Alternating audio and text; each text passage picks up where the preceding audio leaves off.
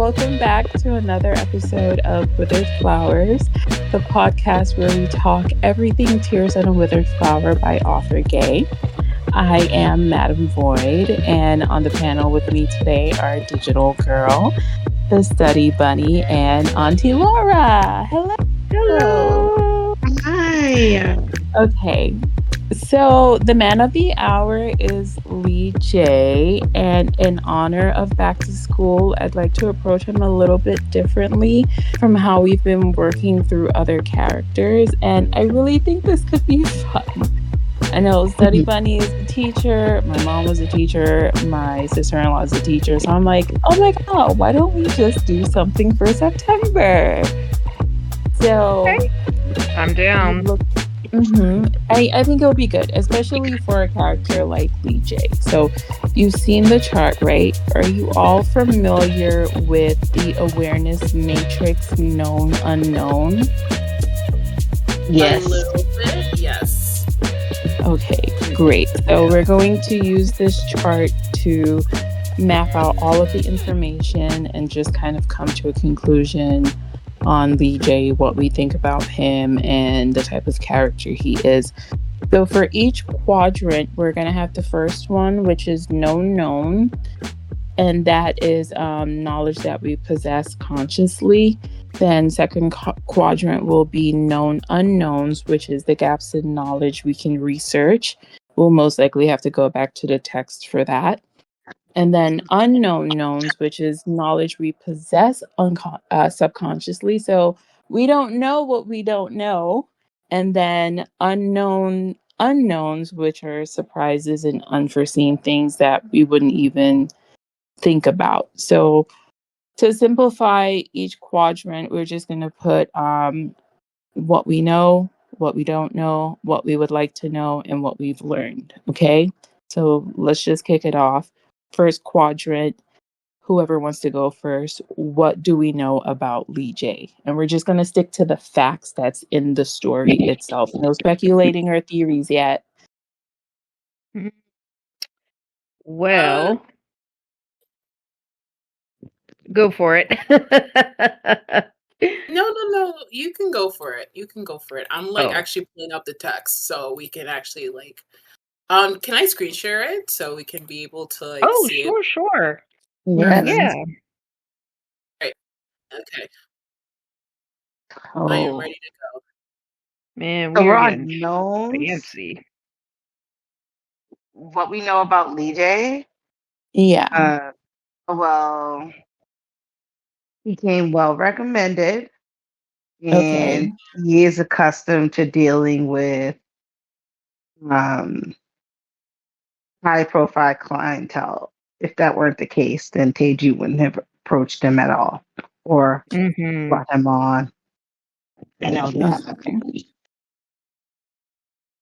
Okay, the next one.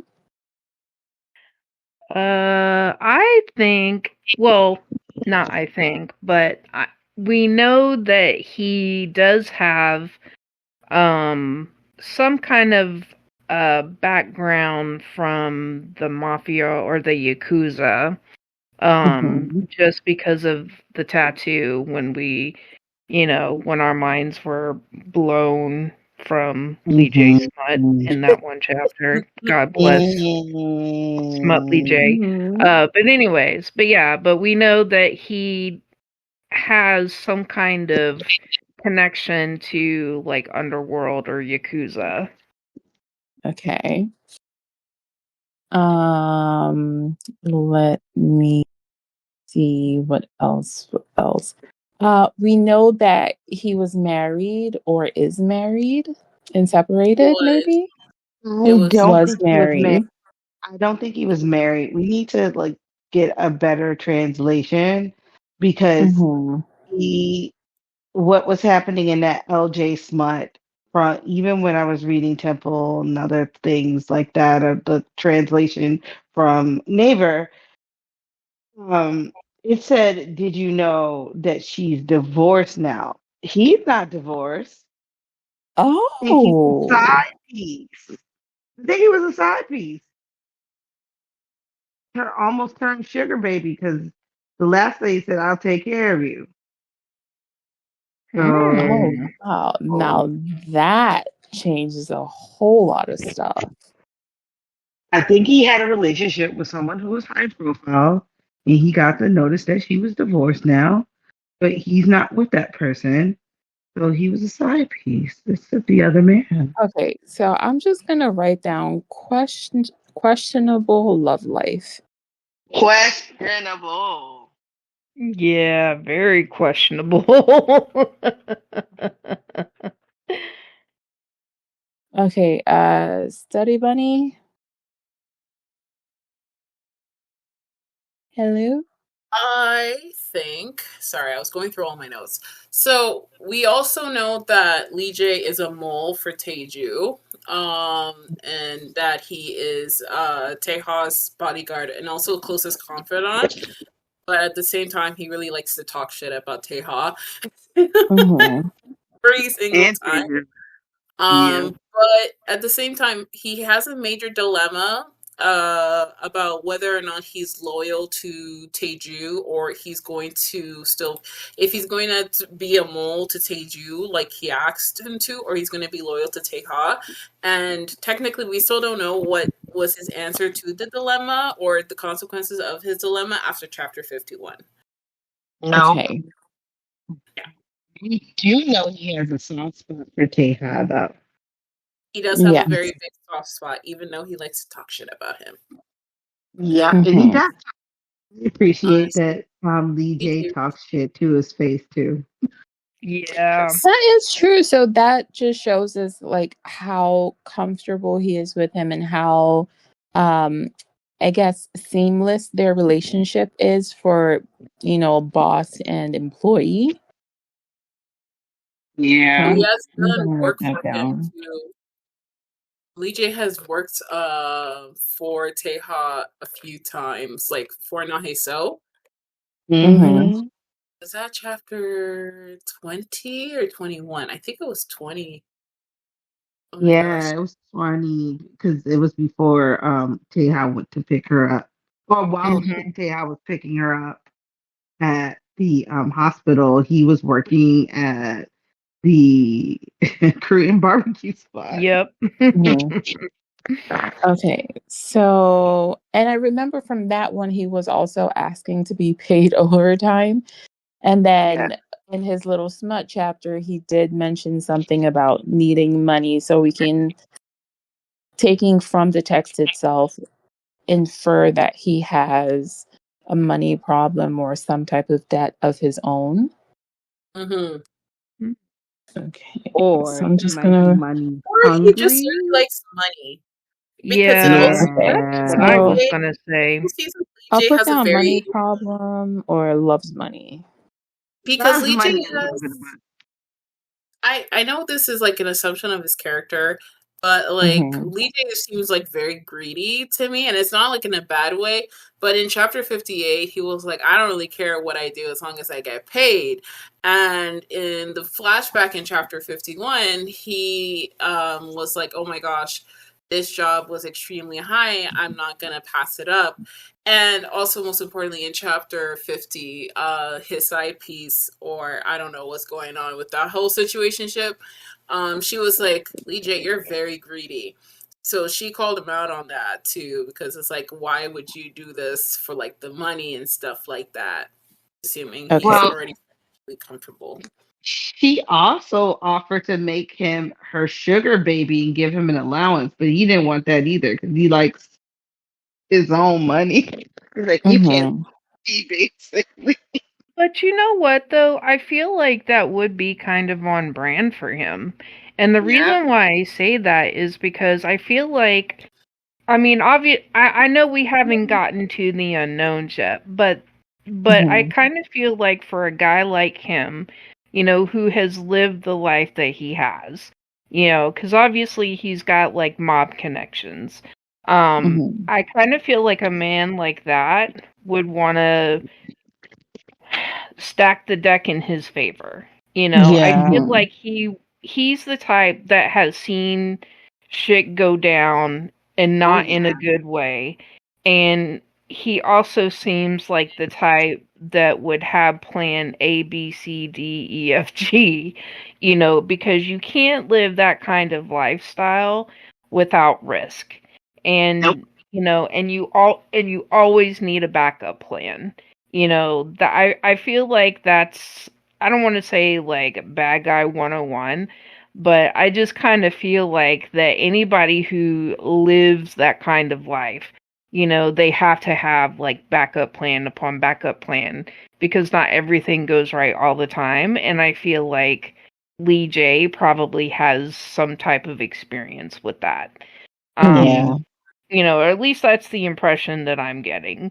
And I know that like in the past, like people have always said that, Lee J is not what was it that we used to say about him? Like he wasn't a Reliable reputable, narrator. reliable narrator. Non-reliable narrator, yes. Yeah. I don't think it's so much that he's not reliable. I think a lot of it is that we just get it from his perspective, and his perspective is a little bit skewed. Because if you really think about it, he's been around like all these like weird ass rich people. He's probably seen some shit in his day. Because we know we do know that people with money can live a very particular type of lifestyle that they don't want made public. And I think he's used to dealing with that kind of thing, because even just looking, like when he does talk about Taeha, like the way that he does it is in a way of like, oh, these crazy rich people, that's.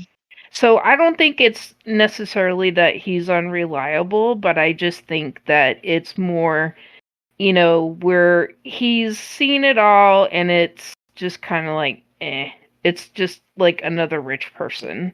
Well, or at least that's my impression. I get what you're saying. I think he does approach his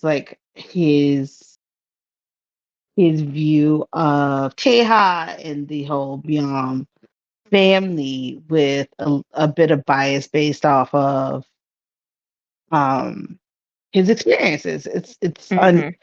He only has so many lenses. He knows about the family.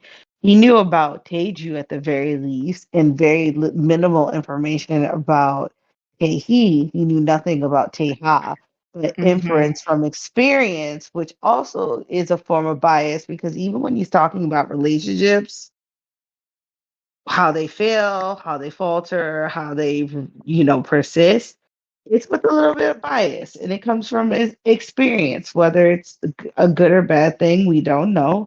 But he can only approach his understanding of the situation that he's currently in based off of previous experience, rather than like foresight, because he can't see the things that we see in the story Exactly. at all. So I mean, like when we say he's unreliable, it's not that he's not. He's actually a very good narrator, and it's helpful because he's kind of like the voice of the audience at times. But he can only see so much, and he's stuck really in the muck. And I feel kind of bad for him because unfortunately he's at a crossroads where I personally think he chose Teha as the path to follow. We'll know for sure soon enough when shit really starts hitting the fan. But honestly, I think he's been, dithering, and, the lines that he crosses are not the ones that cross Teha. It's been the ones that will bring him in imminent danger to Teju. So I think he chose. You're not wrong on that. One of the things that I've been thinking about, because I don't know if it's just me, but it feels like chapter 67 was like the last chapter of like what everyone was saying, the slow pacing of the story. Because anytime like Teha decides or finalizes like what he has to say, or like what he's thinking about his relationship with Haeso, then things start to pick up. And I'm scared for Lee Jae.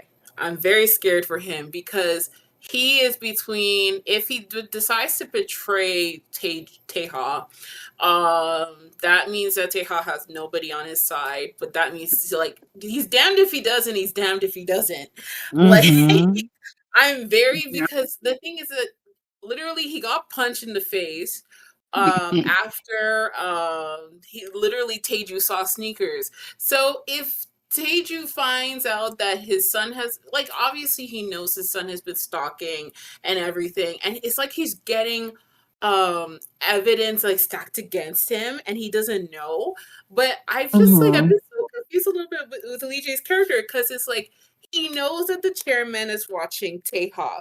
And even if Taeha doesn't or does know that Taeju is watching him, I still don't think he is. But wouldn't it have also helped Taeha already getting a little bit of insight from Lee J about like what's going on and how much does the chairman know about the situation? Because it's like it seems like this man's cooked when everything starts going down, and then the family starts intervening because literally Lee J can't do anything to help. And I feel like Lee J would like to do some stuff to help, because it's just shown that Lee J wants to protect Taeha at least at the little bit. And if he can't do that, then I don't know like what he's gonna actually do. I don't know. I don't want it to be a tragic character. I'm sorry. I hope I think he will be, though, because I mean, Oh my God. I don't know. I do agree. Like, I feel like he does want to be in Taeha's corner, but at the same time, he was hired by his father. So he needs an ally. That's the big thing. Because if he's going to become the chairman, and we had a hint from the 35 cover. I'm so sorry to cut you off, Auntie Laura. Oh no, you're fine. If we had a hint from the chapter 35 cover that Taeha will become the chairman. He was smoking, he dressed like Taeju, he acted like Taeju, it even seemed like he was a little bit dead inside. I'm hoping that if we do encounter a separation event or anything like that, Lee J is at least in his corner, because low key and sincerely, Taeha does need somebody in his corner. He can't just be him all alone. And I do like the dynamic that he and Taeha have, because it's like they get into these hijinks and it just works. But it's like when things get tough, and literally when Taeha needs someone to protect him, that's like his big brother. That's the big brother he's never had. We know his actual big brother's a piece of shit, but he needs somebody who can actually like fight for him in his corner and actually protect him, because in hindsight, Lee J is unintentionally protecting Naheso from all of the disaster from the family. Because if Taeju saw everything of the collection and everything, that Taeha actually had in chapter 50, I don't even want to know what his reaction would have been. I don't even want to know what his moves would have been if he literally did not get everything. But I feel like from chapter 50, it shows that the next time that happens again, and Lee J can't do anything to protect him, I don't know. I'm scared. I'm actually scared when it comes to this character, because his fate is unknown. His fate's not safe. It really is. It's not safe. It's not safe. If we actually think about it, it's not. It's his fate is very much unknown. We don't know if Gaining decides to kill him off. It seems like she finds it funny when he's in danger. And I don't know why she does. Because why was she laughing in chapter? I don't know. Run, Lee J, run for your life. You know, we do know that Lee J is being very closely watched by Taeju, yes, but also Taeha. Taeha is not as naive as sometimes we point him out to be. He's calculated, he's quiet, and he does know more than we think he does. And he's just watching Lee J, and I think that Lee J is aware that he's being watched by both of them, and he's aware that both of them are dangerous, and he has waiting for him to either make his move or make a decision. In the interim, he shows him a lot of things that he doesn't show anyone, and he has comfortable doing that because he'll know that it was the source was Lee J if anything comes out. It's very easy. So he's put Lee J in a very precarious circumstance with the idea that he knows if anything leaks, he knows the source. So he's waiting for him to decide. And when he does decide what side he stands on for real, then he's going to die one way or another. Or he could be saved because maybe Taeha can save him. Maybe not. We don't know. Okay.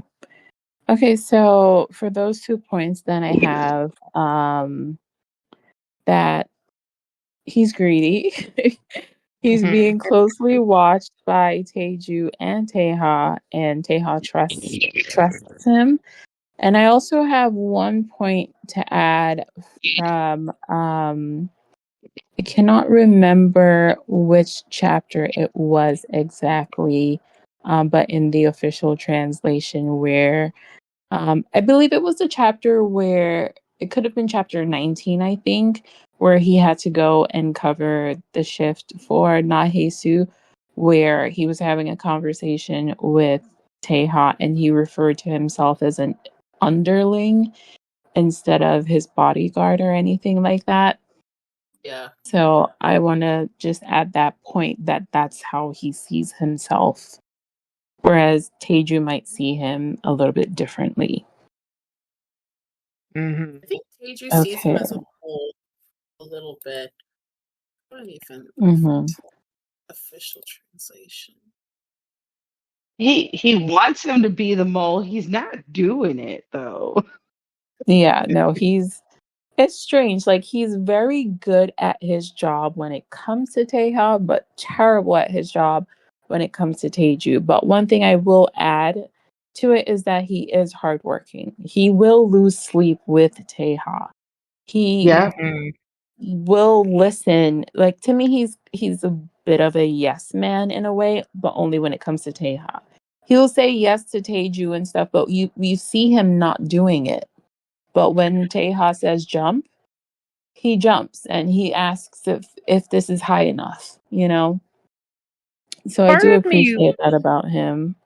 Part of me does wonder, and my apologies for cutting in. You're fine. Part of me wonders if maybe he doesn't, because I feel like this has been like kind of talked over before, but I do remember seeing in some of Lee J's monologues, especially like when his characters like first introduced, you know, how he was how he was saying that Taeju wanted him to report anything weird, but he's like, okay, but like what's, I don't even know what would be considered weird because this guy is weird, so part of me wonders if maybe he's kind of using that to his advantage. Like I'm not going to go so far as to say, that way he can claim ignorance, but I'm wondering if maybe he's using that kind of as an excuse to have a little bit of leeway due to technicalities. Because, I mean, if somebody buys Band-Aids, that's not really a weird thing. If somebody is given a teddy bear, that's not necessarily a weird thing. Right. Now, roses all over the floor, okay, yeah, that is kind of weird. But it's not like body parts or something. I mean, and I know that's kind of an extreme example, but, I kind of wonder if maybe Lee J is like one of those where it's all about technicalities. It's like, well, technically, you didn't tell me to do that, so. I think it is. I think it is too, but here's the problem. Now, I do believe that Lee J realized that he fucked up. Oh, definitely. Now, like from chapter 51 on, he's watched Taeha escalate up until the point where he's buying multiple rings, and now he regrets being so loose with the lips on what he says to Taeha. He's like, oh God, I messed up. Because he's like, everything's a technicality. Everything about this guy is weird. then he realized that it can get worse. Yeah. And that is but see but that's the thing though. Like, like in buying rings in and of itself is not that weird. Buying 6 of them, yes. Yeah. But I don't know. I feel like Lee J's one of those where it's all about the technicalities, and he comes across as the person, where you really have to specify, okay, if this person does A, B, and C, I want you to report it. I mean, I don't know, maybe that's just me, but again, I feel like, the reason why he does that is so it can give him kind of, I guess, plausible deniability in a way. But here's the thing.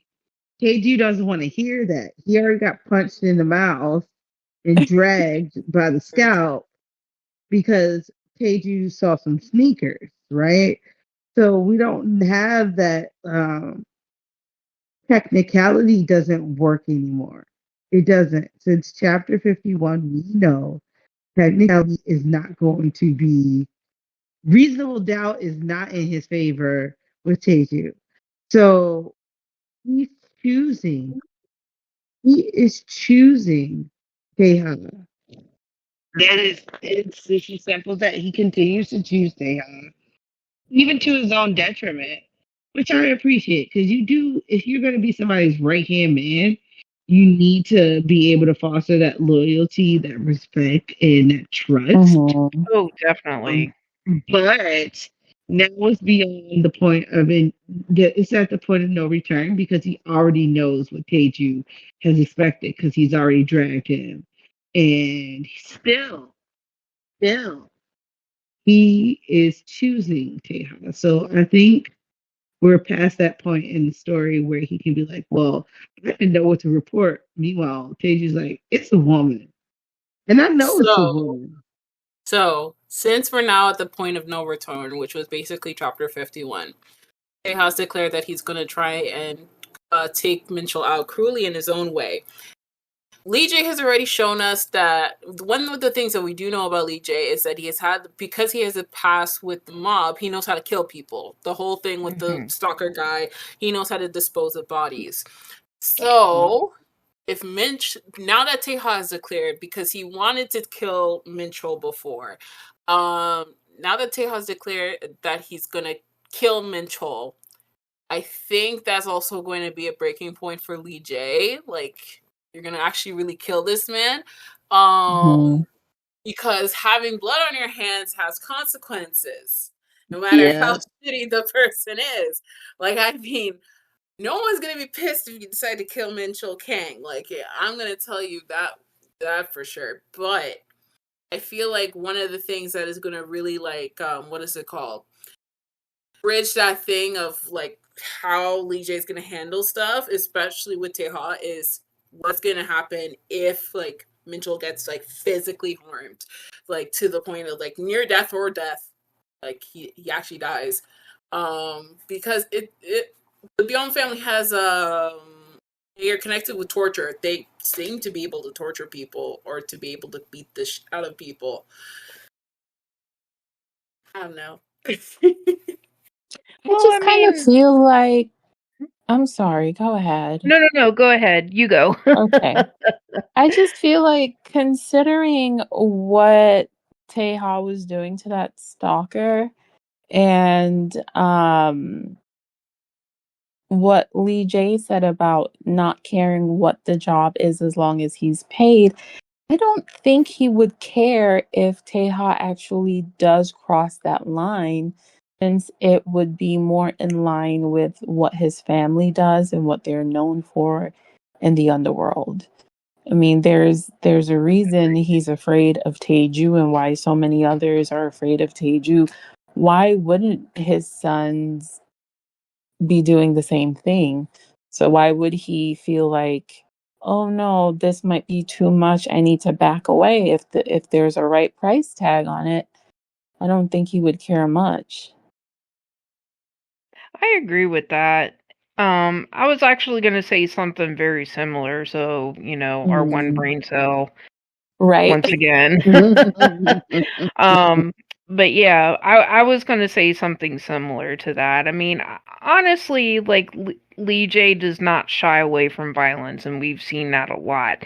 Especially like when we see like the panels of like them going after the guys that like disrespect, Hey Sue when she's at work, the one with the sign where it says we will not use our power for, to boss people around or whatever. I mean, that's one of my favorite panels actually. So we know that like intimidation and violence is nothing new to either of them. They come across as being very comfortable with it, which is actually pretty intimidating in and of itself. Because I mean, you really got to think about like what type of person would be that, comfortable with, that level of violence. And I mean, I'm not talking just a couple of smacks around. I'm talking like full on beatdown. Yeah, and we've seen Taeha do that in the past. So, Yep. I mean, it's, I just feel like this is like an everyday thing for Lee J, and I don't think it phases him, but I think, he's definitely, I don't know, I kind of feel like he probably wouldn't think twice about murdering somebody like Minchol, but I think it would be more of like, will it be traced back and will Nahesu ever find out? Yes. You know what I mean? I mean, not that I think he would say anything, but, it would definitely be one of those where I think he would have to take Taeha aside and be like, are you sure you want to go through with this? Are you sure you're going to be able to live with this? Yeah. Because, I mean, that's on a whole different level. Or at least in my opinion, anyway. Because I was thinking about it, and it's like, I know it's not going to bother Lee J, but it's definitely going to bother... Sorry. It's definitely not going to bother Lee J, but it's going to bother Taeha. Or he's going to have this, like, internal conflict about the fact that he killed somebody if he decides to go with, like, killing Minchol, because he's been saying it. And I know it's been foreshadowed that at some point he's actually going to do the deed. And I'm like... He's not going to be happy with his consequences because it's going to cause a cascade effect. If he kills Minchol, there's a good chance that Nahisa will never forgive him for that fact, or it's going to actually expose like his identity and like his true nature about the fact that, yeah, he doesn't mind it.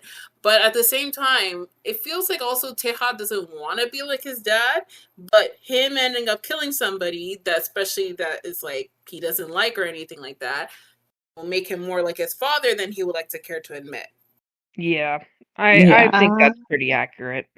Yeah. It's really strange. Taeha is such an enigma. I feel like we can spend an entire week trying to analyze him and we'll still not get straight to who he actually is. Like there's so many sides to him. You just never know which one is more extreme than the other. So it's hard for me to say if he would actually feel really bad. I mean, the sense I get from him is that he's been ruminating on killing this man for years. And he wants to do it. And I don't think he would care. I think he would be like, if Nahesu were to find out and she was hurt about it, he would only feel bad because she feels hurt, but not because he actually killed this person. Yeah. His only concern is how Naheso would take it. It has nothing to do with being concerned about killing someone. And I ain't convinced that little stalker man is alive. And y'all can try to say I'm telling you. I don't think that stalker man. I don't think that stalker man is alive, y'all. DJ called him debris. Oh, I agree he's dead. Yeah, he's buried in the mountain somewhere. He's the burial. He's the burial number 1 that we know of, right? But I do think the whole dilemma that Taeha has been having this whole time about offing Minchol is it whether or not Naheso still harbors deep feelings for her ex-husband, and how would that hurt her in their relationship if he was to finally knock off the red panda. So I think honestly Red Naheso asked him tomorrow to be like, yo, you could delete that. He would just go and he was like, well, great. I'll see you later. Go get the ropes, go get the leather gloves, and knock him right out of this dimension. Not a problem, without a question. He'd be like, that's a great idea, and go do it. But she won't ask for that because that's not the kind of person she is. She's not into cruelty, but he is. And that's a part of like the complexities that is Taeha. The only thing that is holding him back from really breaking that man's neck is not himself for now. And the leash is breaking because the mask is already broken. And the thing is Lee J knows it too. Lee J knows that soon he's going to be helping him bury another ditch. Yeah. But that begs the question, though. Do you think that Taeha would know the difference? Because the thing is that I've known plenty. I've had a few friends who, they've had an ex-husband die, right? And they're still affected by it. They still cry, and it's not because they're like in love, but it's just because that they've had like that history. So it makes me wonder if like Lee J would try to, talk him off the ledge. Because obviously, like, Lee J has some life experience, and we've seen him, drop some knowledge bombs on Taeha, like when he's, I don't want to say when he's starting to spiral, but, he tries to keep him in check, sort of, like, the one time where he was telling him, like, oh, like, I don't think you understand, like, the bond that marriage, represents, So even though we know that Jesus would never go back with that stupid-ass ginger, Taeha doesn't know that. And I also don't think he, I don't think he really understands the bond that they had, because you can't just walk away from like a 13-year relationship and not feel something, even if you left on bad terms. Like, you're gonna feel something, and I'm not saying that she's gonna like, mourn till the day she dies, but I think she is gonna be affected, and it's only, in my opinion, it's only logical. And I wonder if Taeha would know the difference on that. I think he does know. The thing is that with the so I'm gonna attack it from different sides. I think that Lee J has realized that he needs to be more careful with his words because his last conversation with him about the persistence of marriage ended in Taeha buying like 6 or 7 rings. So because and now it's in as soon as you talk about the persistence of marriage, now Taeha's like, I'm gonna marry her. She better marry me. I want to be married. I want you to show me off. Here's all these rings. I made this. I'm gonna do this. I think like EJ would try to talk him off the ledge, might actually talk him further onto it, which is a problem because he doesn't realize how deep the rabbit hole goes. He doesn't realize, like, that's the thing. It's not a known. Lee J has no idea how deep the rabbit hole goes and how far Taeha is willing to go and how much he's already done.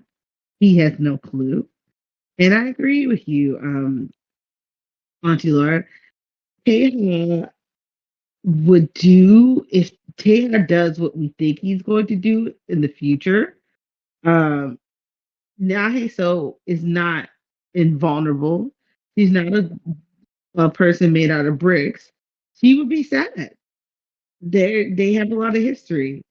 I think he would be aware, though. I think Taeha's very aware that he doesn't want to hurt Naheso.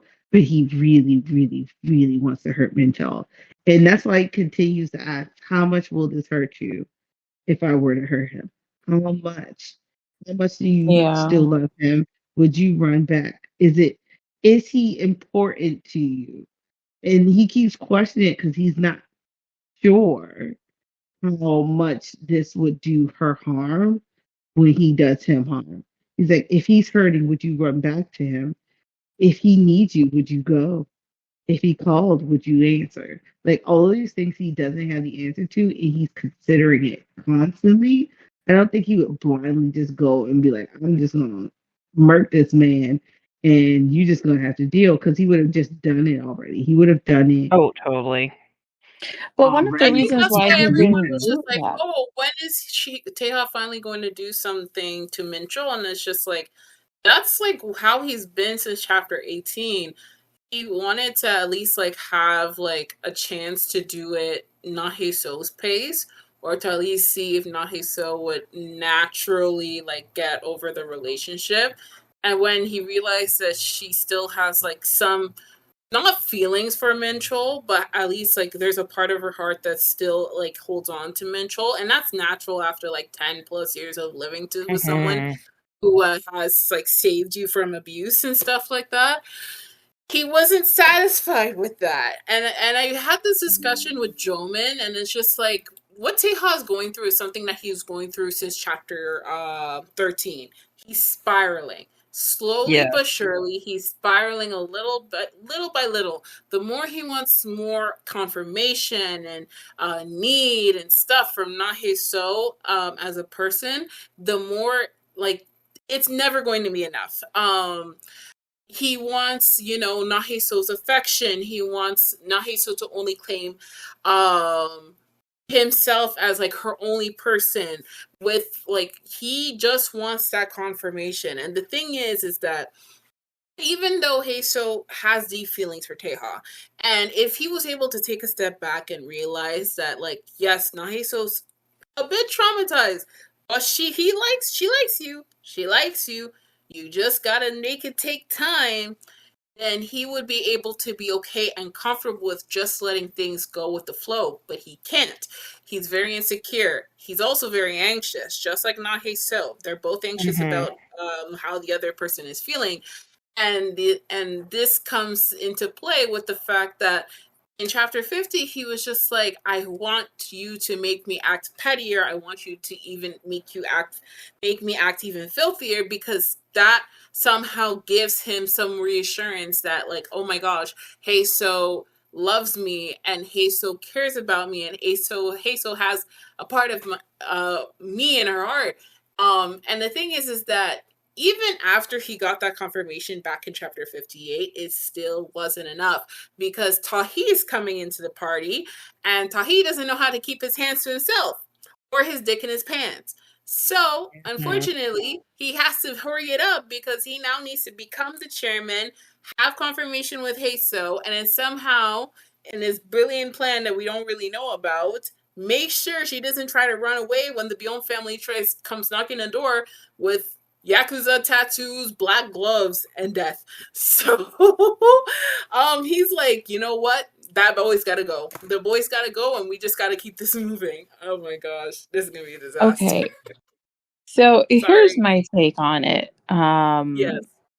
And it might fall in line with what everyone else is saying just a tiny little bit. So I don't think he hasn't gotten rid of Minchul yet because it has much of anything to do with Heisu, to be completely honest.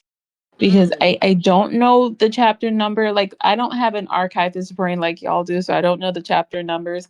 But I know in the chapter when they had the family dinner and he was in the car and I think he was on his way to Heisu, he was just like, I think it was Lee J who was asking if he's really going to kill this guy, and he was like, not yet, because that would be too easy. He wants Minchul to suffer a little bit more. I think Heisu being hurt is just kind of collateral, because if we look back to what he said from the very beginning, he was just happy being on the outside watching her, even if she was still with Minchell. It wasn't until he started wanting more that these, I guess, unexpected feelings started popping up. And it was from when he forcefully took her home so she could see Minchell cheating. And then she started having her little emotional breakdown. And he was just like, oh, wait, you're crying. Oh, wait, I actually don't like the way this feels. He never thought about any of those things and how it would affect him. It was just, Jesus is collateral. She'll probably feel bad, but I'll make her feel so much better because I'm the much better guy.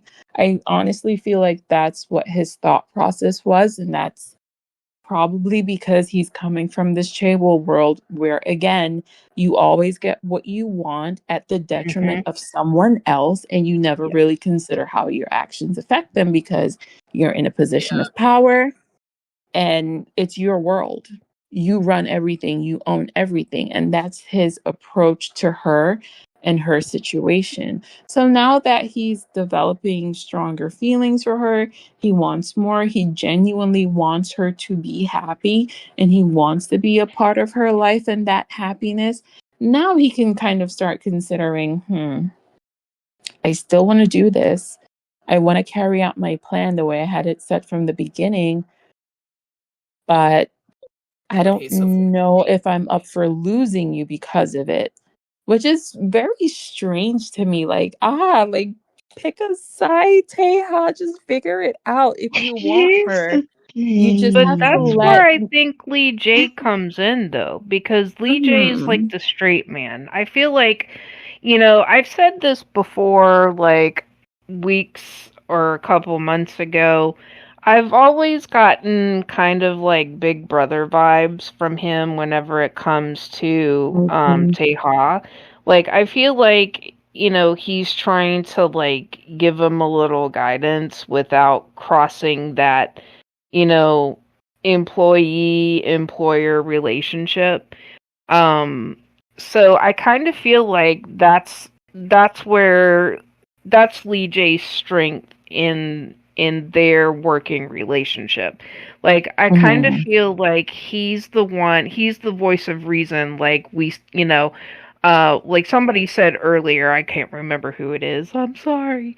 But that's what I'm kind of getting. I feel like he's trying to guide him a little bit, trying to keep him from going off the deep end because one, it'll just be, very difficult for Lee J to do like whatever it is he has to do.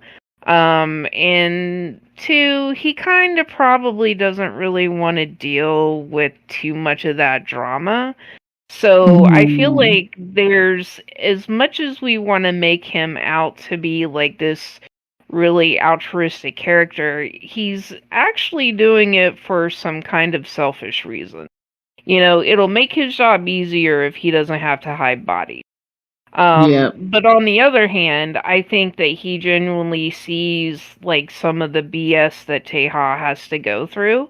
I'm not going to go so far as to say that he can probably relate because that, is something that we don't know. We don't know how he grew up. We don't know, there's a lot that we don't know about Lee J, very much like all the other really interesting characters.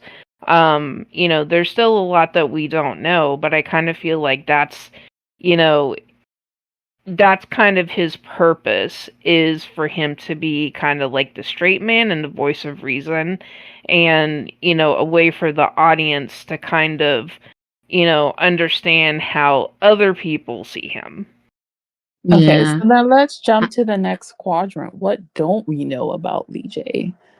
We don't know his origins, really, and he has a backstory that has some significance about his love life that might even bring him closer in connection to what we're dealing with in the story. But we don't know who his lover was, where he came from, what he really needs. We don't know anything about him. Yeah, like how old is Lee J? We don't even know.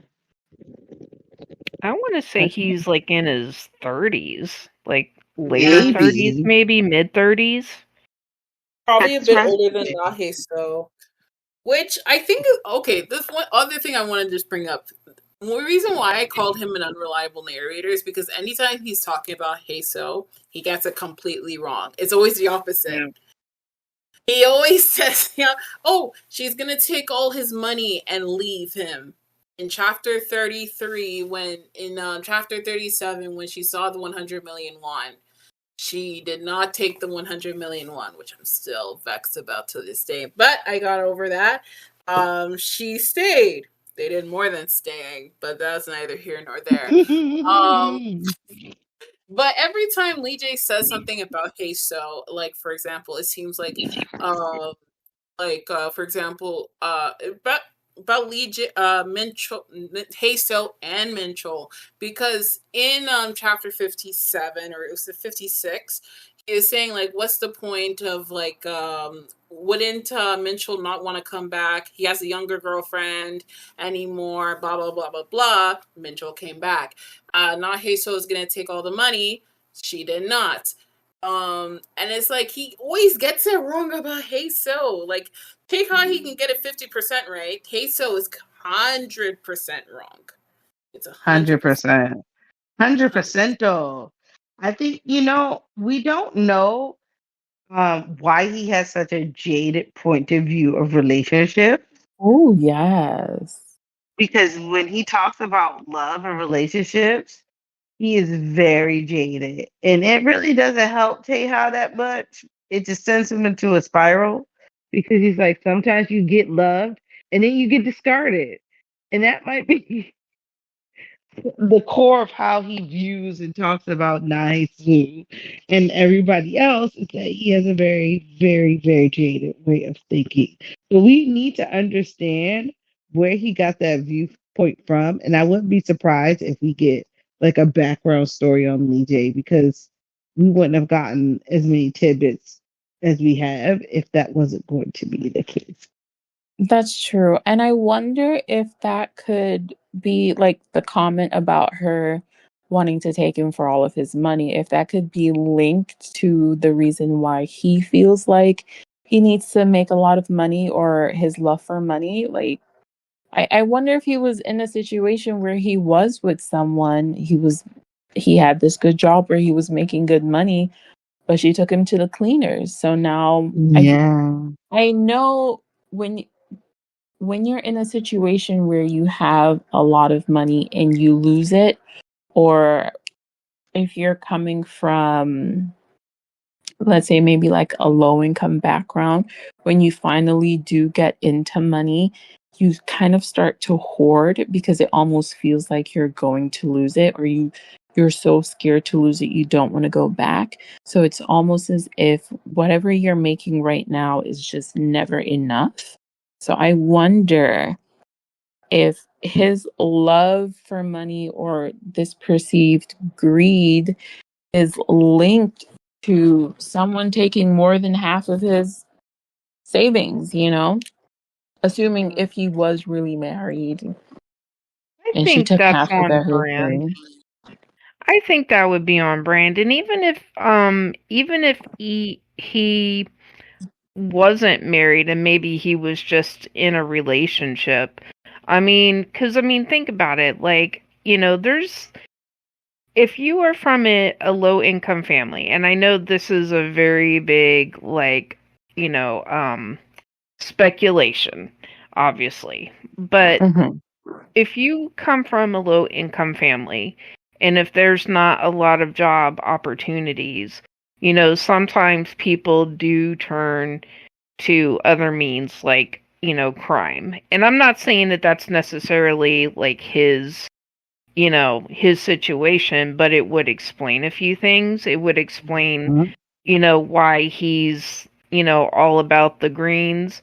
But I almost kind of feel like maybe he didn't really have a lot of options. So maybe joining the Yakuza was a way for him to secure a better future instead of, just slaving away at like whatever menial job. What surprises me is how intelligent he really is. Like Lee J's got a lot of smarts. He's very quick thinking. He has good I think for the most part he does have like a good um what's the word I'm looking for? Um he's got good judgment. Like he's very intuitive. I think that's the word I was looking for. So it makes him uniquely qualified, to do this type of job. But at the same time, you also some of that is not just natural talent, but it's stuff that you learn as you go. So for someone to be, again, in that kind of life, and for him to be the age that he is, and for him to survive that long, he would have had to pick up some skills. Just like with the chairman, you don't get to live that kind of life and be in that position, and you don't stay there, without learning some stuff, or even, having to do some things you might not normally want to do. Yeah. And for Lee J, you don't get recommended to someone like Taeju if you haven't probably been through hell and survived all of it. Exactly. Yeah. I do want to say really quickly, going back to chapter 19, it is revealed that Lee J makes $100 US an hour. Yeah. Damn. Yeah, so that is a big hourly rate. And I don't know if there's like seniority between the bodyguards / underlings, like if they have different hourly rates or anything. But could you imagine you're working a 12-hour shift or you're always on call? So he's making a lot of money. Oh, yeah. This man wants more money. Yeah, he's greedy. You are greedy, Lee J. Oh my gosh. You are For all, greedy. you know what I would say, and this is speculating here. Just throwing a little theory. For Lee J wanting that much money and the type of lifestyle he's currently living with that type of job, I wouldn't be surprised if it's like, I need to stack as much money as I possibly can so I can escape this life and get away and live like a normal person. I could kind of see something like that. Yep. When I, years ago, or at least I think it was like my last year of college, I was working in a restaurant and it was exhausting. It was stressful. You weren't always treated right by the customers. That's just kind of how the service industry is.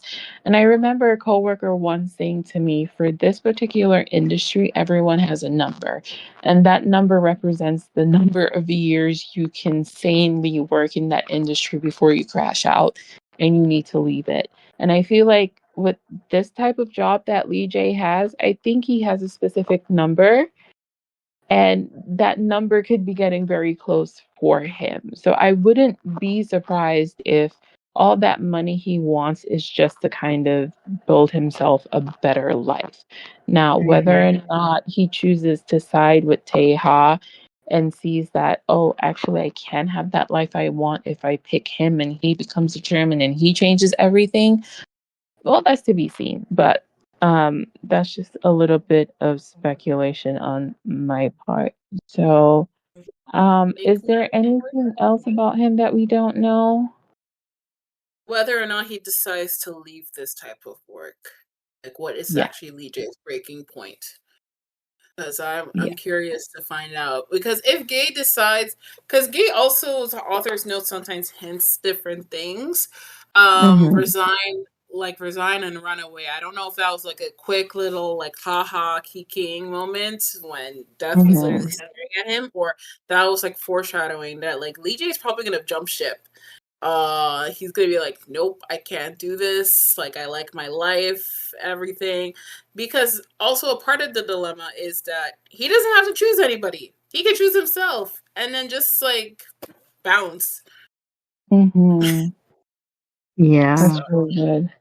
So he thinks about quitting all the time, but wondering if he will.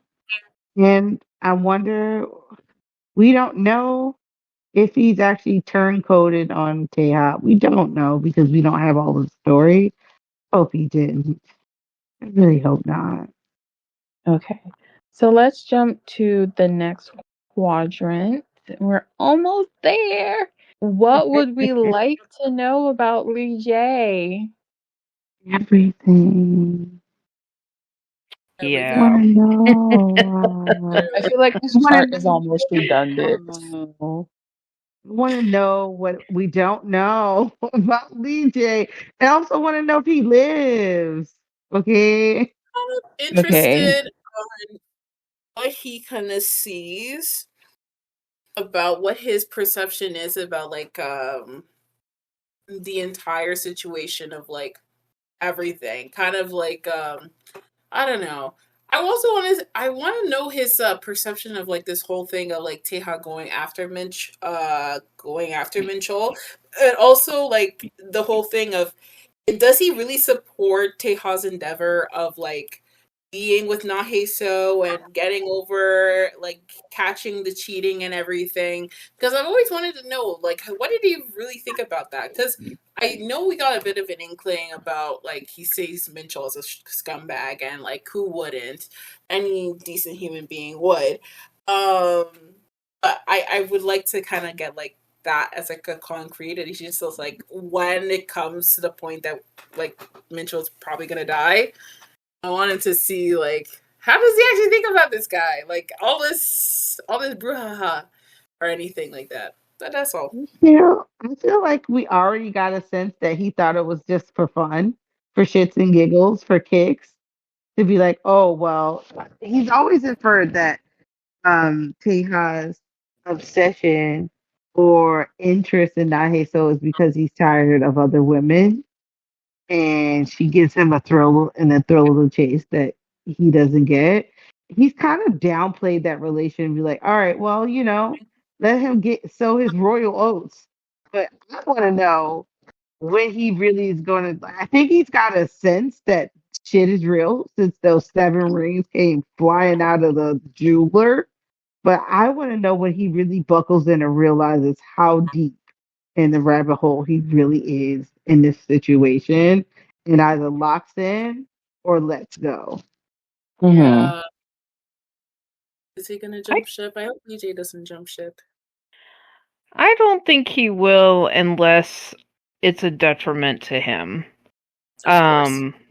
Like I kind of feel like he would I don't know. Like I feel like cuz you can't get paid that kind of money, without being like discreet and I don't know. I don't think he would leave unless he had a good reason to. Cuz I mean, he's got to, we're going to assume here that he does have a reputation for being reliable or else the chairman would not have hired him, especially to watch after, you know, a problematic son. And I'm not saying that that Taeha's like, Taehi level of problematic, but Taeha at least knows how to keep things a little bit more discreet. But I feel like he'll be there until something, like if it threatens his life, I feel like that's when he'll be like, okay, I'm gonna throw in the towel.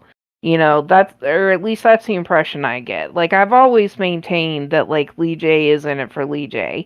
And I don't say that to put him in a bad light, but I feel like for somebody like him, he's probably had only himself to rely on. And that's not something that that's not a habit that you can just break. Like, once you're used to, to depending on yourself, it is really hard to depend on other people. And that's kind of how I see him. I see him as, I want to take care of my own, I'm going to take care of myself, and, whatever will be, will be. Yeah, I could definitely see that. I am okay, so I know Digital Girl was basically saying she wants to know if Lee J is disposable, at least from Teju's perspective. Mm-hmm. I'm kind of interested in who recommended him for the job. And that kind of leads into the if he's disposable or not, because depending on what Teju is really trying to find out, depending on how things go, if he needs to what is the saying? Tie up loose ends. I wonder if Lee J is a loose end or not. Ooh, that's a good question. I know people are gonna crash out, and myself included, if Teju decides to Mm-hmm. And I tie up a also loose wonder end in the mountain. next to the stalker guy. But I also wonder before I lose it. Oh no, I'm going to. Oh right, yes. I wonder if, or I would like to know, since he got smacked and corrected by Taeju, if he is actually feeding him information on the low, and we just haven't seen that as the audience. Ooh. You think Lee J's gonna betray Taeha? Girl, Oh, I don't know. I thought that too. So I'm not the only one. I'm not crazy. Cause I was just like, No, yo, because I think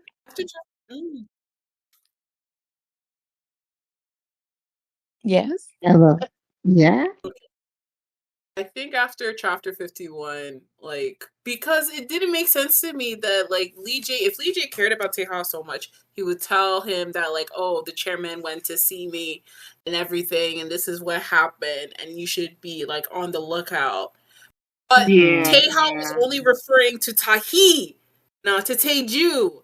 And after that, Mm-hmm. he just let Taeha do everything because he knew that eventually the chairman was going to catch him anyways. So it's like, Yep. I feel like when it gets tough, he's just gonna sing like a canary.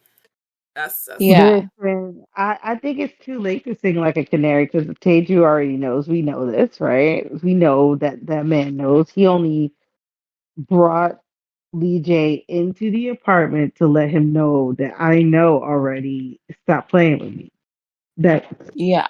But he's period still on saying to period. him, you have a job to do. You still have Yeah, this job to do. You still need to let me know stuff. and I So, don't know that he is. I don't know that he is or isn't. I can't say. I do think he tries to choose Taeha, but I don't know what he's Mm-hmm. doing in the background to be real and funky with you. It could be very much self-preservation. It kicks in, and he has to do what he has to do to survive. But he ain't gonna survive because he already know Taeha's a killer. Leather mhm. gloves. He been disposed of a pair or more. We don't know. He's screwed and damned if he doesn't, and damned if he doesn't, if he say. And honestly, if he really wanted to like throw down all of his cards, he would have told Taeha that your dad's all in his face. But I think Taeha's just watching him, waiting for him to say it. And as long as he doesn't say it, he's gonna play with his emotions. Because he basically was like, "Oh, that bruise on your face suits you," and I know he Yeah. knows. He Oh, knows. He knows that absolutely. man. It's not. He didn't hire him. We don't know this. He's on his payroll, but it's not his payroll. He knows that that man Mhm. came in because his daddy sent him. Let's be Mhm. serious. If we're gonna be real, let's be real. We know he knows that that man has loyalty conflicts. So let's be real. But I don't know if he's really feeding any information because Teju really has more than we think. I just don't know. I don't know when the other shoe will drop. It's really it. Yeah, I'm definitely looking forward to a reveal on that. Please, Gainem, give me like 2 chapters. Within 2 chapters, we need that. We Yes, need we that real do. bad. We We I'd really do. love to know. Um, okay, so then let's go to the last quadrant because I feel like we've compiled a lot. So, what do we think about Lee J using the information we've compiled so far? We can start speculating, throwing in theories, which we've kind of already been doing, but we can just go crazy with it. We've got 30 minutes left to go. Mm. Well, I think what I hope will happen with Lee J is I am hoping that after all is said and done, he will either retire somewhere with his lady friend, and that way they can make all the good smut, what have you. I do want Lee J to have a happy ending, no pun intended. Or I would really like to see him being like Taeha's legit right hand man. Um I I do want to say that I do like their relationship. I think it's so funny how they play off of each other. Um, I will say that I was kind of like glad to see Lee J getting mad at Taeha, like when they had that moment where, after his dad like punched the crap out of him and he's showing up and he's like, "Oh, I got into a lover's quarrel," and then, Tejas is kind of laughing at him, and then like that face that Lee J had. I was kind of glad to see that because it made him more human to me. Because up to that point, we really didn't get that much about Lee J's personal life. And I will say that like my mind was blown when I saw Lee J smut. I was like, what am I reading? I was really surprised that we got that, to be honest. Like, I really did not expect it, and I was totally not mad. And then when Madame Void said that, she brought up the topic of Lee J for this episode, she was like, "Oh, by the way, you need to be careful about the pictures that you use." I'm like, "Yes, I know."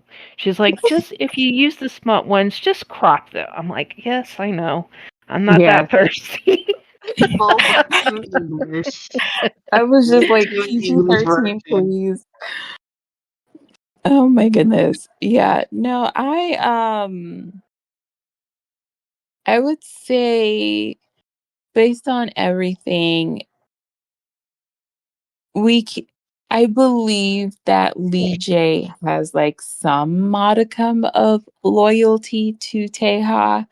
Um, he is very comfortable with him and at least comfortable enough where they can have like little petty banter, like in the chapter where they were at the family dinner and Taehi was threatening him and Lee J turned to Taeha like, "You will protect me, right?" And they're both just kind of joking about it in a way.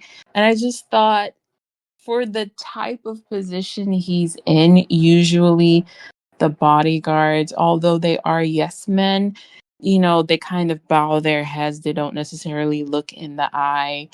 They're more protective, but they know their place. And I feel as though, like everyone had said before, Lee J in a way does come off as the big brother type. And I really like that. I don't know. I just love that about him. It makes their dynamic a little bit more palatable considering what he's doing in the background. Yeah, I agree to that. I mean, I feel like with somebody like Taeha who has been, very sheltered, and I mean, and not sheltered, but maybe oh my God, what's the word? He has been kind of, oh my God, I know words. He has been very, like, I guess, sheltered. I'm just gonna go with that until I can think of the other word. But he's kind of been out of the public eye. He has not he doesn't really have much of a social circle, and I think Lee J is probably the closest thing he's going to have, to any type of like family figure, or at least someone who's willing to look after him. I mean, obviously there's now Jesus, but because he has been so isolated, that was the word I was looking for. I think because of that, I think he doesn't really know how to be around other people. And I think Lee J is very good for him, because I think he's helping Taeha to figure out how to people, if that makes sense. Yes. Can I interject real quick? Go for I think because you just brought it up, I think Lee J is the first person that Taeha can actually be his real self around. 100%. He doesn't have to wear that mask anymore. He doesn't have to use that fake smile or anything. He's just himself. And he knows that, well, yes, Lee J is being paid to be there, but he doesn't want anything from Taeha, whereas his other friends, they're his friends because he looks really good, because they think he has money, because the other one is trying to sleep with him. They have ulterior motives. They're not just there because they think he's a really good person. No, I agree. I think that's very accurate. I mean, it's got to be hard, like, when you're in that type of position where, and I'm sure probably, like, the way Taeha grew up probably didn't help either, but I'm sure, like, being surrounded by a bunch of people who are just with you because, like you said, like, how they look or, more like what they can do for you. I'm sure that's got to be exhausting. And I feel like Taeha has a lot of good instincts when it comes to that. So he probably knows, who's being genuine, who's not. And I think with Lee J, he knows exactly where he stands, because it's not like Lee J is trying to force them to be BFFs, and I think Taeha appreciates that. Like, they both know that to an extent, this relationship is pretty transactional, but I think they have been able to find a common ground, and I think, because of that, I think it's a not so bad situation. Like, I think they're kind of just making the best of it, and if they become friends, well, maybe not friends, but if they have a good working relationship, maybe that's what I should say. Maybe, that's even better. And I think because they both know where they stand with each other, I think it makes it, for an easier working relationship, if that makes sense. Yeah. Yeah, definitely. Well, on my end, with all of the information, the known knowns, the unknown knowns, and the, sort of knows, I hope that DJ truly and officially becomes Taeha's right-hand man when he ascends to greatness as the chairman. I hope he's right there with him. Me too. I hope he really makes a stand and says, "All right, I'm on your side, Taeha. This is what's going on." I need that from him because I think he is good for Taeha because of his bluntness, because of the modicum of transparency he's willing to give in his personality, his opinions, his sheer thought that helps him sound as a sounding board for Taeha that people aren't willing to be because they're not very authentic and real with him.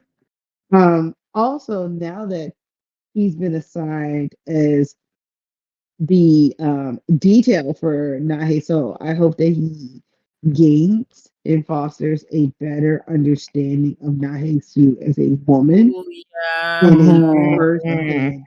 Because he doesn't think of her as a person, he thinks of her as a fascination. And he just kind of makes assumptions about her. And I hope that because he has to now protect and follow her around, he has a better and more decent and more real understanding of who Nahesu is, because she's gonna do, because she's a cat and she's gonna do whatever she's gonna do. I want him to see her do it because he hasn't really he's seen the gifts, but he hasn't seen her go about her day doing the things that she does. And I really want him to have a better understanding of her in this relationship that she has with Taeha. So that is what I'm hoping for. That would be good, honestly, because if Lee J can start caring about Heiso at least a little bit, instead of seeing her as like this, like, oh my gosh, this is a thing that the young master is like fascinated over. It will allow him to actually be authentically like a right hand man, not just Teha, but also Heiso as well. So if Yep. she ever does end up coming into the family, she has a protector that's not just Taeha, because it can't just be Taeha all the time when it comes to Heiso. Also, someone else also has to be able to, she also herself has to be able to protect herself, and she does, but someone else also has to be able to protect Naheso. Yeah, Definitely. that is true. Yeah, because if she enters into that family, just because of her status alone, there's going to be so many people against her. Yeah.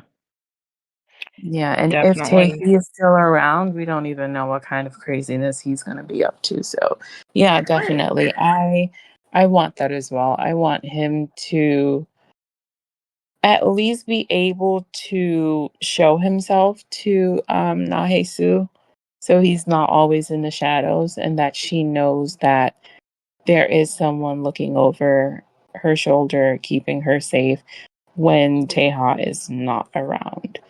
Right. And maybe he can be a friend to her as well, That would be I would really love nice. to see that, actually, because I kind of feel like, I will say that when they took Jesus to the hospital, when she had that collapse after she found out, Minshit was cheating on her. And then I know that Lee J was saying, something about, how he couldn't believe she was still working even with the fever. I almost kind of wonder in some ways if maybe, he might have some admiration for her at some point, with what Yeah. she's been able to do or what she's been able to accomplish on limited means. Because I mean, the fact that she didn't take him up on the offer for the money, that to me, that would be a big thing right there. But I'm sure Lee J has to approach people with a certain percentage of caution just because of what he does, but I would think that at some point he would, maybe have like some kind of respect for her just because of, what she's had to put up with, how she's come through it. I mean, I don't know. Like, I feel like at some point he would start to respect her, at least. Yeah. Yeah. She needs Yeah. that. She needs that desperately. Like, she's very resilient, but I think she's still like this two-dimensional character that doesn't really register enough in Lee J's world, and she needs to, because a lot of what Taeyeon does, the sheer motivation for his movements, is based off of her, and he needs to be more aware of her and understand her more in order to be a better right hand man to Taeyeon. So It's Yeah. kind of crazy because it's not like he knows her situation, that she's working all of these jobs because of the debt that Minchell accrued, and that, Minchell cheated on her, that she's worked herself into a hospital and stuff like that. So for him to not even consider like her humanity and like how hard she's trying to be independent, and how hard she's trying to take care of this family she thought she had, is just insane to me. He really thought, oh, she would just take the money because she's doing all of it just for money. It's like, no, it's not just for money. It's so she doesn't have loan sharks coming at her house to beat her up anymore. And so that she still is able to pay for her rent and all of these things. This woman is so frugal that he noticed, when she bought the teddy bear and the 2 small gloves, and he didn't think, well, oh, wait, this lady is a little bit different. Not at all. That's In the kind of crazy shirt. to me. And the shirt too. Well, I feel like that's the one moment where he was like, wait, maybe she actually knows what she's doing. Oh, the shirt. I mean, at least it's not purple. So yeah. But that purple shirt exists in perpetuity now. So you gotta look out for purple shirt. Fuck that purple shirt. I'm sorry. I still hate it. I still hate it. I don't like it. I'm not. I know. I don't get it. It's kind of cute. I think she probably doesn't like what it represents. No, it's the purple shirt has been. And it's really messed up. In what was it, chapter 51? That purple shirt existed in that oversized, chunky. I got a low rate job coat that Taeha had on while he was staring at the skyline with that strawberry lollipop.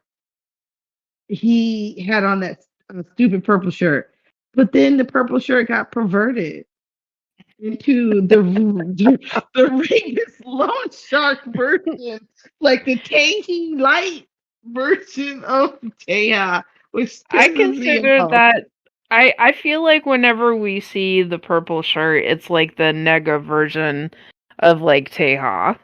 I feel like that's what we're looking at. Because why was Mitchell having a fetish type of thing when he was like literally? I was just like, so you don't know where your wife is for years. I'm still on that.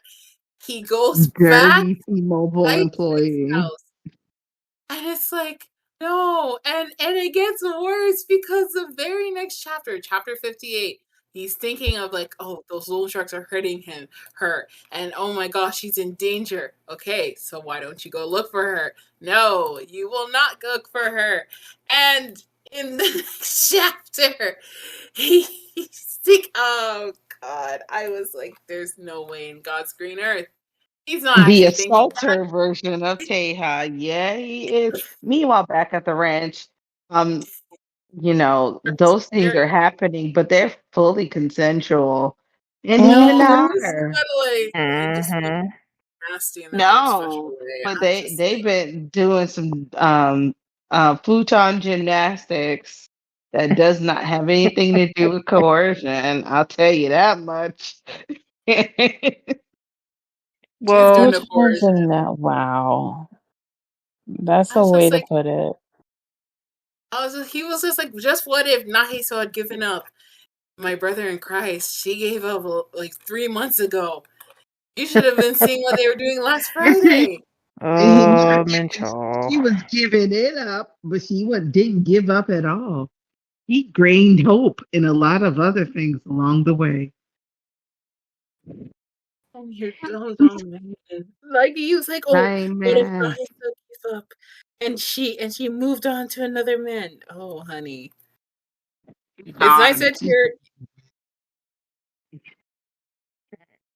That's just so funny to me. So many ways. I love his She don't even know his name. She wanted to forget his name. And Cho don't even know. He's erased. Ooh, child, I can't wait. I can't wait for that. I can't wait for Lee J to watch it. How about that? Lee J to watch Minchal melt down when Nahesu goes and says, "Hey, baby, it's a no for me, dog." Can't wait. I always imagine like. Oh, sorry. guys, go. Sorry. No, you're okay. I was just gonna say I'm wondering how much satisfaction, Lee J will secretly take over that. But go ahead. I'm so sorry. No, I just like I don't know, what do you guys think is going to happen? Like the next meetup between Haso and Minchol, and Haso finally says, like, I don't care about you anymore, my guy. Like, I don't care. I'm happy that it wasn't in the middle of smut. Everyone was like, oh my gosh, I hope he walks in on Haso and Taeha doing it, because that, and I'm just like, I don't want that, because that would be trashy. Yeah, I But really would. I really want Haso to be tripping. Listen, Hasu is going to say the same shit she said to that stalker, but she's going to say it with her full chest. I am dating a better looking man than you. He's younger. He's very handsome. He got a bigger dick and he got a lot of money. She's going to say that to him with her full chest. Yes, out. Because she's going to be wearing a nice little outfit while she says it. With a new purse and new shoes. With one of those rings. Because we know, I don't think Minchol never gave her a ring. Or not yet. He ain't give her a ring. I don't think he can afford one. No, he you know what? He probably can with his salary, but he's too busy buying takeout with Ari. Oh, you guys were talking about Ari. I thought you were talking about Taeha. No. But yeah. And then crash out because, the ribs don't taste the same. But anyway. The ribs and getting it for the cover with the short, the braised short ribs on the table that they ate together because she finally cooked that pork. Oh, they don't taste the same. Oh, you put carrots in there? Why don't you go make it yourself? I feel like it was a running joke because everyone was on Carrot Head, and this like carrots. Everyone thinks the same thing, dude. Ew, carrots. It's a ew, carrot trash. That's crazy. Minchit. Anytime I can, I will whack the hell out of Minchot every time. Any opportunity. I'll dig the ditch for Taeha if you wanted me to. Wow. I want her to be just like dripping, and like that outfit she had in chapter 45. I just see that outfit and I'm like, she needs to wear that outfit canonically in the story. I need Minchel to see her wearing that backless gold silk dress with her man on this side, and she just like, yeah, I don't really give a shit about you anymore. You know what I really want to see? Okay. So that same outfit, right? But I want it to be like the part of spring where it's still just a little chilly and she needs a coat. Her wearing that dress with white slingbacks and like a white mink, but like off the shoulder, coming out of the car. Lee J is holding the door open. Taeha is standing there. She's coming out. Mincha is maybe walking down the street with Ari, or maybe he's driving the car in the opposite direction and he sees her stepping out.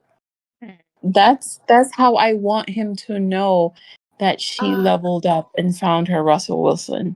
I always imagine it that like Minch, like Ari's gonna like beg him one day to take her out to this like nice fancy restaurant to prove her devotion and stuff like that. And this is after he probably like takes out a loan and then puts them both in like egregious amount of debt. And she just comes in looking like this with him holding a bouquet of roses. She's gonna look so nice. That hickey has to be there too. Oh yes, yes, the perpetual hickey. Yes, red and right there, and she's just indifferent. I don't even want her to like have any emotion. I want her to be just like, man, I don't really care about you. I don't care about you, man. Like, who are you? Like, who are you? And that, and he's just like, Nahi so. I'll be that. That is what I've imagined. That's what I've imagined. Yeah, and it has to be chilly a little bit because she's got a nice body. She has to be in the. I saw that cover and I was just like, what? That's still my favorite cover. Yeah, I was like, wow, she looks Mhm. amazing. I mean, I loved how you got like, and the thing with like her too is that she's got an amazing body type, like she's curvy. I liked how it showed like a little bit of tasteful side boob, but it wasn't trashy, I mean, it was just gorgeous. I mean, I can't wait to see her like all, I want to see the front of that dress and I want to see her man draped all over her. Yes, he will And then try to tell me something. I'm just saying. Yeah, I that need would him. be great. His jaw needs to be detached from his skull when he sees her like this because he's like, what's going on? And she's like wearing a nice ring and everything. Oh, that needs to be the first time because the next time because the last time he saw Heiso, it was in 27. So he's assuming that she's not okay and anything like that. So him assuming that she got sold off to debt collectors, and then he pulls up looking like this. Mm-hmm. Yes. Yes. Yeah. Yeah. Hickey. I need hickeys all over. Right neck. All over. I need Mitchell to know. I need Mitchell to go to sleep. And he doesn't even have to see them having sex. I need him to go close his eyes and just imagine all of the positions that they're probably doing because she has hickey all over. Yes. Yes. That's so gross. I He's don't just want to. gonna I be do not. laying there with his eyes wide open. Oh my god. I do not want to see him. Then meltdown with him imagining Naheso and compromising this positions. He's so gross. Yeah, No, he's because disgusting. he's clearly a cuck, so might as well, instead of thinking that she got given up to debt collectors, even better. No, she actually moved on from you. Her man's rich. He wants you dead. And she is wearing the nicest clothes now. And they get it on every night, honey. They get it on every night. And she initiates. Not like with you, where you have to do all the initiating. She Yeah, she initiates. does initiate. Because I need him to see their Goodness. interactions. I need to see their interactions and her being like lovey, like putting him in this place, but him loving it the entire time. And he just knows. He knows they do it every night. And it keeps him up. He needs to die from insomnia because he can't literally close his eyes. I Oh my need that to God. happen. Whack that man. Whack him. Mm. Whack that carrot. I need Oh. I saw that cover and I was He just don't like, even like him. He don't even like carrots. He don't even like himself. Whack him. no, because I was like, this cover is still one of the best covers in the entire series, and I'm just like, you can't give me something like this and then never actually implement it within the series. She has to be wearing. She will. She will. I feel It's it. Well, not she. Yeah. Gainem will. I feel it down in my spirit. Gainem knows our hearts. Okay. And Gainem wouldn't tease us this way unless there was a treat involved. First the stick, then the treat. Okay. We got this. We just need to buckle in. Her clothes are looking great now. It's better than the turtleneck and jeans she's wearing for like the first 45 chapters of the series. So it shows like her development of like her heart has been changing. So she's now comfortable. Like I like how she's going through the Maslow's hierarchy of needs. As her safety needs and psychological needs have been met, she's now talking about her social needs and stuff like that. So she's now willing for more social interaction and stuff like that. So I know that once she gets to the point of self-actualization, she'll be wearing clothes like this because she's confident fully within herself. However, I need Mitchell to see all of this so he can literally not go to sleep at night. He doesn't even want to, he doesn't, clearly because he's a cuck, that's his bread and butter. I don't really care. But he just needs to be writhing around and having a tweak out again. But no, he needs to see her looking like this. I personally think that Mitchell should see Hazel looking. I do believe he should see her dripping in finesse. Oh, Hey, this is Auntie Laura here. Sorry to interrupt. So, we had to pause the recording because someone was spamming our Discord. We use Discord and a recording bot to record our podcasts as well as our chapter discussions. So, by the time we dealt with the spammer, we had lost our train of thought, but I think we were getting ready to wrap up anyway. So, if the conversation sounds like we picked up at a strange point, that's why. Thank you.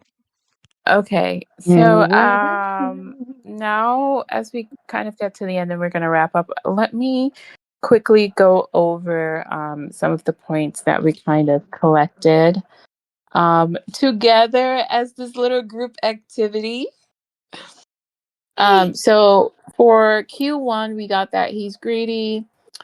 He refers to himself as an underling. He's being closely watched by Taeju and Taeha. Taeha trusts him. He was well recommended. He has a background in organized crime because of his tattoo. A questionable love life. He's Taeju's mole. He talks a lot of shit about Taeha. He's Taeha's confidant. He has a soft spot for Taeha, and he has a good relationship with Taeha. For Q2, we don't know his origins. We don't really know his lover or relationship status or what that whole deal was. We don't really know why he has such a jaded view on relationships. And we don't know what his breaking point is. For Q3, we have, we'd like to know his true thoughts on Taeha's actions. We'd like to know when he's going to realize that Taeha is serious about Haesu and not just a possessive chaebol heir. We want to know if Lee Jae is disposable. And we want to know if he's actually reporting to Taeju now. As for Q4, our thoughts on him, we kind of want him to have a happy ending, whether that's by retiring or choosing Taeha's side and staying beside him. We think that he has a great relationship with Taeha and he's very big brotherly. And we feel like he makes Taeha really comfortable enough for him to be his true self around him. And it seems like those are the major points we have gathered about Lee Jae. Does anyone want to say any final thoughts before we go about Lee Jae? no. Yeah, I think that about covers it. Yeah. Okay, so we just did our first chart together, guys. Yay! It took us almost 2 hours to do it, but I had fun doing it. Did you guys have fun? Yeah. I mean, I hope it wasn't boring or anything like that. I felt like with Lee Jae, there wasn't really a deep enough question I could ask about him. And there are many characters within the manhwa that are kind of like that. So we are left relying on the things that they say, the things that they do, and what other characters are saying about them to kind of understand who they truly are. But it was a fun little exercise. So I think that just about does it for today's episode. Again, for anyone listening to us on YouTube, please remember to like, share, and subscribe. Again, I am Madam Void, our panelists, Digital Girl, Study Bunny, and Auntie Laura. Please say goodnight. Good night. Good night. Bye-bye. Yeah. And that is